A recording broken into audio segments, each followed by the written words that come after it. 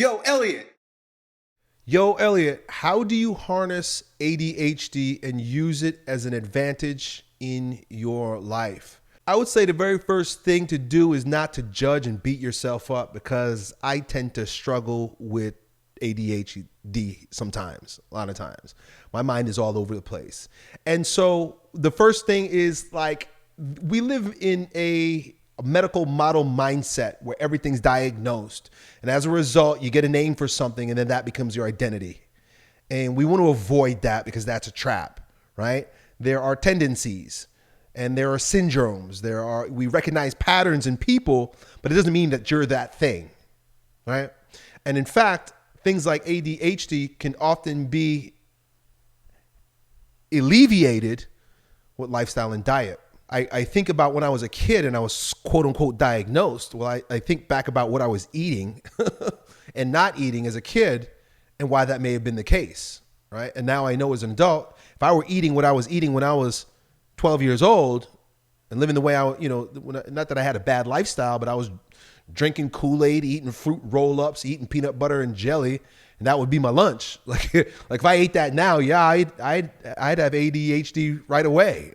My brain would be all over the place. That's why all I eat now is steak, because I know I need dense food to keep me grounded. I need grounded food, right? So I eat a lot of meat. When I was a kid, that wasn't the case. So first thing is not to judge it or believe that it's you. And the second thing is to recognize that there's a lot that you can do that other people can't. So one thing, for example, I don't identify with ADHD, but I know I have the tendency. And one of the things that happens with me is that I take massive action. I take action so fast that sometimes I trip myself up. And I do it to this day, where a lot of people have a problem taking action. They can't get off their ass. I, on the other hand, take so much action that I trip over my ass, if that makes sense, right?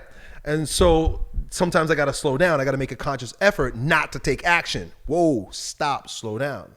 I like the way you use the word harness, right? Like it's a power. What do you do with what do you harness? Like you put a harness on a horse, right? You harness a horse because a horse could lead you astray because it's just a wild beast and could go crazy, or it could help you win a race. And so you want to sort of think of it as a weapon. How do you harness it? How do you tie it down and use it right? One of the ways sometimes, like with a harness, it means that you got to go, hey, and hold back. Hold it back. Hold it back. Is not the time or the place to unleash this incredible power. And so it's discernment. When do I hold this thing back? Right? And then when do you let it go? Right? When do you release the reins and let it go? So that's less, I like the word that you use. I think you got it nailed. It's less a matter of solving the problem or healing the issue or curing the disease. It's like a horse is not a diseased animal. It's just one that needs to be harnessed. Don't see it as a hang up or a hiccup or something that will trip you up.